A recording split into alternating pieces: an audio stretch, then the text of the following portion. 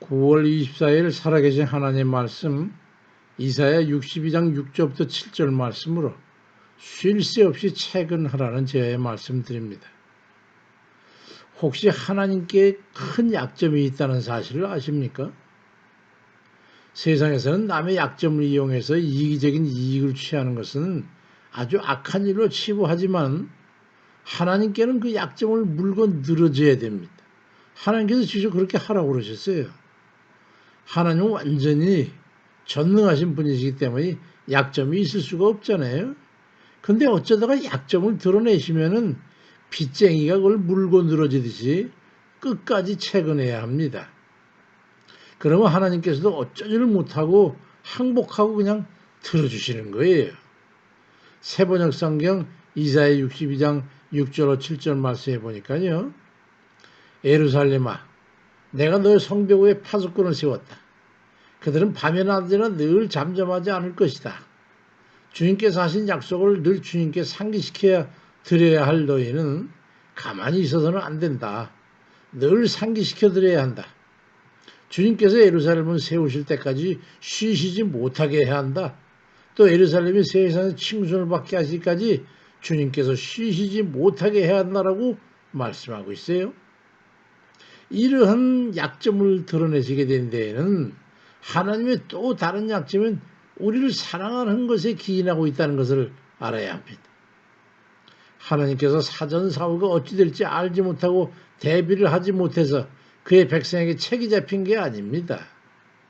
그의 백성들은 원래 하나님의 진노의 대상이지만 그들에게 화를 끼칠 수 없는 그런 마음에 긍휼히 여기셔서 그들에게 축복의 약속을 해버리신 그런 까닭이죠. 그게 책 잡힌 거예요.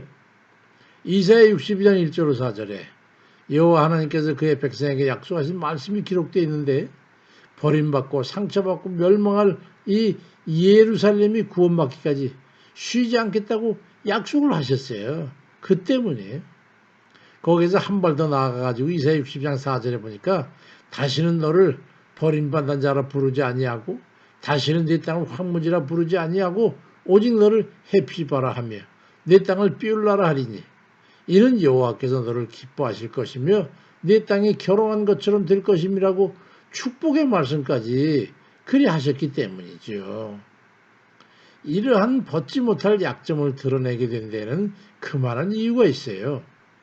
그의 택한 백성인 이스라엘을 너무나 사랑하셨기 때문에 배교하고 하나님의 손을 뿌리치고 나갔음에도 불구하고 또다시 긍휼을 베푸셔서 부르시기 위한 그런 연약함 때문이었습니다. 참 그렇죠.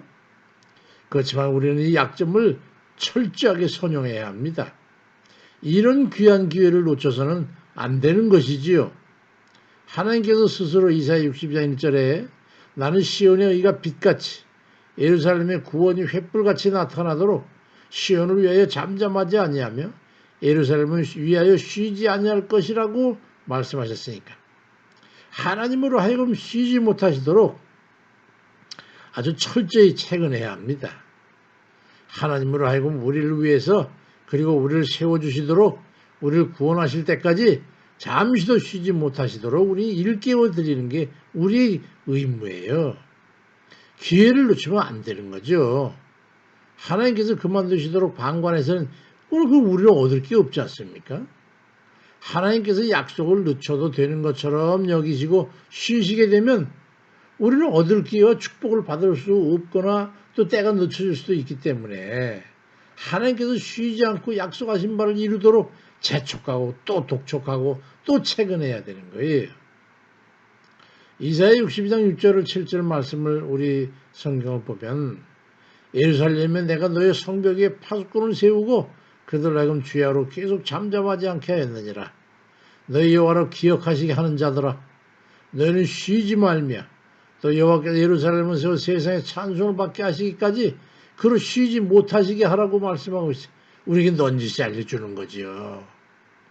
채근하다라는 말은 어떤 일을 쉴 새 없이 따지어 독촉하는 걸 말하는데 하나님께서 쉬시지 못하도록 우리도 쉬지 말고 약속을 환기시키고 기억하게 해드림으로 해가지고 우리를 위해서 하나님께서 성취하시도록 해야 되는 거예요. 어떻게 하면 하나님으로 쉬지 못하도록 할 수 있을까요? 뭐 그런 거잖아요. 다른 일을 쉬지 못하게 하고 잠을 못 자게 하라면, 아니 나는 쉬면서 잠자면 그럼 다른 일을 깨우고 독촉이 되겠습니까? 다른 사람도 그냥 자버리는 거지. 그러니까 다른 얘기 계속 나도 잠도 못 자고 쉬지도 못하면서 계속 귀가 닳도록 채근해야 되는 거야. 결혼한 사람 중에 남편에게 두들겨 맞고 욕먹고 취급 못 받고 밥사발 던져 맞는 그런 사랑받지 못하는 여자가 어떤 사람인지 아십니까? 이번 기회에 제가 분명히 알려드리죠. 잔소리하는 여자입니다. 잔소리하는 여자. 근데 이 미련한 여자는요, 자기가 왜 맞는지도 모르고 왜 매맞고 왜 남편에게 싫어하는지도 모르고 왜 쫓겨나고 왜 이혼을 당하는지 그것도 모르는 채 그냥 당하게 되는 거예요. 미련한 여자는요. 그래서 이런 여자를 갖다가 잠언 27장 20절에 보니까 미련한 자를 곡물과 함께 절구해 놓고 공의로 찌을지라도 그의 미련은 벗겨지지 아니하는지라 말씀하는 거예요. 얼마나 미련하면요. 절구해 놓고 공의로 찌어도 그 미련한 걸 모른다는 거예요. 그런 사람 많습니다. 자기가 지혜로운 자인데 실제는 미련 곰탱이 이런 여자들이 많아요. 지혜로운 아내들을 보면요. 절대 남편의 잔소리 안 씁니다. 그냥 두는 거예요. 알면서도 모르는 척, 몰라도 그냥 모르니까 모르는 척 그러는 거예요. 어떤 여자는 그 사람을 위해서 잔소리 한다고 내가 사랑하니까 하는 소리지 그렇게 항변을 해요. 아이고 미련의 극치입니다. 미련의 극치. 그 사랑 그만해야 사랑받게 되는 거예요. 역설적일지 모르지만요. 그냥 잔소리 끝이면 좀 있으면 사랑받게 돼 있어요. 미련 그만 떠세요. 근데 말이죠. 그런 미련을 떨어야 되는 대상이 있어요. 하나님 앞에. 하나님 앞에는 아주 극한의 미련함을 해가지고 밤이고 낮이고 그냥 잔소리를 퍼부어야 되는 거예요. 그거 어떻게 해야 됩니까? 예레미야가 2장 18절에 그들의 마음이 주를 향하여 부르짖기를 너는 밤낮으로 눈물을 강처럼 흘리면서 스스로 쉬지 말고 네 눈동자를 쉬게 하지 말지어다 말씀해요. 눈물을 강처럼 흘리면서 잔소리하라는 거예요. 하나님께 부르짖자고 잠시도 쉬지 못하게 하라는 거예요. 불의한 재판관의 예화 아시죠? 누가복음 18장에 있는. 그 누가복음 18장 5절 7절에 보니까 이 과부가 나를 번거롭게 하니까 내가 그 원한을 풀어줘야겠다. 그렇지만 늘 와서 나를 괴롭게 하리라 하였으니라. 주께서 또 이르시되 하나님께서 그 밤낮 부르짖는 택하신 자들의 원한을 풀어주지 아니하시겠느냐? 그들에게 오래 참으시겠느냐? 쉴 수가 없으니까 들어줄 수밖에 없다는 거예요. 우리는 이런 미련을 극치를 떨어야 합니다.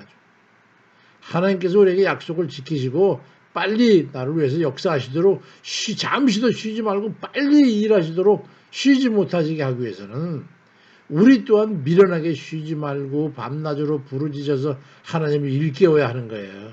근데 맨날 다른 일하고 와서 딴짓하고 말이죠. 쉬고 자고 기도는 안 하니까 뭐 하나님이 뭐 그리 빨리 할 이유가 있나요? 하나님이 그냥 널널하게 쉬시는 거죠. 잠자고 주무시고. 예레미야 33장 2절 3절에는요. 이 일을 행하시는 여호와 그것을 만들어 성취하시는 여호와 그의 이름을 여호와라 하는 이가 이와 같이 이르시는데 너는 내게 부르짖어라 내가 내게 응답하겠고 네가 알지 못하는 그 은밀한 길을 네게 보이리라고 말씀하고 있어요. 하나님이 쉬시지 않고 우리를 위해 역사하시도록 밤낮으로 부르짖어 하나님 앞에 기도함으로 미련을 떨어서 기어이 하나님 복을 받아 누리는 그런 이들 다 되시길 주의 이름으로 축원드립니다. 아멘입니다.